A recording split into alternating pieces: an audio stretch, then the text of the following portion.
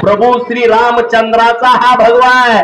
पुण्यश्लोक अहिल्या देवी होळकरांनी याच भगव्यासाठी आयुष्य अर्पण केलेलं आहे. पूर्ण आयुष्यभर त्यांनी काम केलेलं आहे. अरे जर छत्रपती शिवाजी महाराजांचा हा भगवा सन्मानानं ताट राहायचा असेल तर या भारतातल्या प्रत्येक हिंदूनं जागा राहिलं पाहिजे. तुम्ही जर जागा नाही राहिला ना वाईट वेळ येईल मित्रांनो, वाईट वेळ येईल. केरळात काय झालं बघा, सगळं कन्वर्जन झालंय. तामिळनाडूमध्ये काय झालंय बघा, कन्वर्जन झालं, धर्मांतरण झालं. पश्चिम बंगालची ती दिदी बघा, पूर्णपणे हिंदुत्वाच्या विरोधात. तिकडच्या त्या बांगलादेशी लोकांना डायरेक्ट प्रवेश आहे. तिकडचे पूर्व भारतातली छोटी छोटी राज्य बघा काय चालू आहे. मणिपूरमध्ये काय चालू आहे, नागालँड मध्ये काय चालू आहे. अरे म्हणून महाराष्ट्र हे आपलं अत्यंत महत्वाचं राज्य आहे. आपण जी भूमिका घेऊ तीच भूमिका देशभर जाते आणि आपली भूमिका छत्रपती शिवाजी महाराजांच्या हिंदवी स्वराज्याची भूमिका आहे. तीच भूमिका आपल्याला सगळ्यांना पुढे घेऊन जायचं आहे. कोणी जरी हिंदू धर्माकडे वाकड्या नजरेनं बघण्याचा प्रयत्न केला तर त्याचं डोळा काढायची तयारी आपली सगळ्यांची असली पाहिजे. तुम्ही मला असं का बोलायला लागलो यार, तळपायची आग मस्तकात जाते एक एक प्रकरण बघितल्यानंतर. हे आमदारकी बिमदारकी फार महत्वाची नाही आहे. आम्हाला आमच्यासाठी धर्म महत्वाचा आहे. महाराजांनी ज्याच्यासाठी काम केलंय ते आमच्यासाठी महत्वाचं आहे. अहिल्या देवीने ज्यासाठी काम केलंय ते आमच्यासाठी महत्वाचं आहे. आमच्या संत महात्म्यांनी जे काम केलंय ते आमच्या महत्वाचं आहे. राजकारण आमच्यासाठी महत्वाचं नाही आहे. म्हणून आपण सगळेजण पूर्ण क्षमतेनं पूर्ण ताकदीनं या विषयामध्ये पुढे जाण्याची आवश्यकता आहे. जर आपण पुढे गेलो ना, काय काय लोक बोलतात लव जिहाद कुठं आहे, तुझ्या घरात झाल्यावर तुला कळेल का लव जिहाद. ज्यांना कुणाला वाटतंय लव जिहाद होत नाही त्यांनी आमच्याशी चर्चा करा. आम्ही ओपन चर्चा करायला तयार आहे. संग्राम भैया व्यवस्थितपणे तुम्हा आम्हाला सगळ्यांना त्यांनी व्यवस्थितपणे मार्गदर्शन केलं. आमची पोरं सगळी चर्चा करायला तयार आहेत.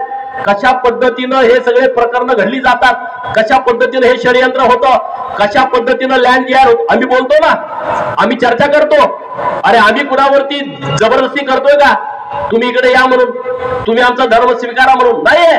आम्ही कुणावरती दादागिरी करत नाही आणि म्हणून इथून पुढच्या काळामध्ये कुणाची दादागिरी आम्ही पण खपवून घेणार नाही.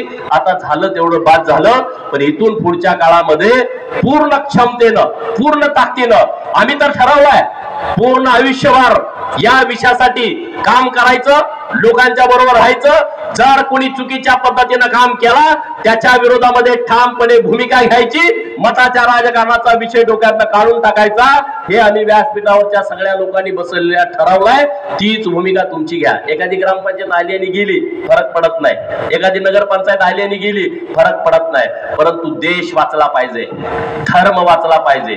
देव देश आणि धर्मासाठी आपण आपलं पुढचं आयुष्य खर्ची घातलं पाहिजे. आणि महाराजांचं आपण नाव घेतो, त्यांच्या एक एक तर जर गुण घेतला ना आपल्याला काही अडचण येणार नाही. एक सिंगल एक एक गुण घेतला तरी आपल्याला काही अडचण येणार नाही. अरे अफजल खान एवढ्या मोठी फौज घेऊन आला, त्यांना वाटलं शिवाजी महाराज आहेत आपण काहीतरी करू, परंतु त्यांना माहित नव्हतं हे शिवाजी महाराज जिजाऊ माँसाहेबांचं दूध पिलेला हा बछडा हा एकदम हुशार वाघ होता. तिकडून अफजल खान आला, त्याच्या अगोदर भैरजी नाईक त्यांचे जे सहकारी होते त्यांनी अशी रचना करून ठेवली होती, असा एक पडदा लावला होता. शिवाजी महाराजांना अफजल खान दिसायचा पण अफजल खानांना शिवाजी महाराज दिसत नव्हते. त्यांनी काय पहिलं बघितलं नव्हतं ना, तेव्हा काय व्हॉट्सअप नव्हतं, फेसबुकवर नव्हतं, अफजल खानचं काय स्टेटस पडत नव्हतं, अफजल खान युट्यूब वरती दिसत नव्हता. त्यांनी बघितला आणि अंदाज घेतला, अवाढव्य असा माणूस राक्षसासारखा. परंतु शिवाजी महाराजांनी वाघ नक्याने कोतळा काढून टाकला. अरे शिवाजी महाराजांनी वाघ नक्याने कोतळा काढला, आज त्याच वाघ नक्याची गरज आता आपल्या सर्वांना आहे. आणि लोकशाहीच्या माध्यमातून आपण नक्की जे कोणी चुकीच्या पद्धतीनं हिंदू धर्माच्या बाबतीमध्ये काम करतील त्यांचा कोतळा काढल्याशिवाय आम्ही राहणार नाही, हेच आपण आज ठरवूया. आणि इथून जाताना जसं संग्राम भैयांनी आणि सचिन दादांनी सांगितलं की इथून पुढच्या काळामध्ये अक्कलकोट ही पवित्र भूमी आहे, आम्हाला ऊर्जा देणारं हे ठिकाण आहे. आणि इथून तुम्ही पाऊलवाट मागता, ही पाऊलवाट तुम्ही हे पाठवण्याचा धंदा करण्यासाठी पाऊलवाट मागताय, ती पाऊलवाट कदापि मिळणार नाही. पाऊलवाट काय, तिथली चिमूटभर माती सुद्धा तुमच्या गळ्याला लावायला मिळणार नाही. अशी व्यवस्था आम्ही करू आणि इथून पुढच्या काळामध्ये आम्ही ताकदीनं या विषयामध्ये पुढे जाऊ. जो चाहे अफजल खान उसको भेजो पाकिस्तान, जो चाहे अफजल खान उसको भेजो पाकिस्तान, आणि जो चाहे पाकिस्तान उसको भेजो कब्रिस्तान. जय हिंद, जय महाराष्ट्र.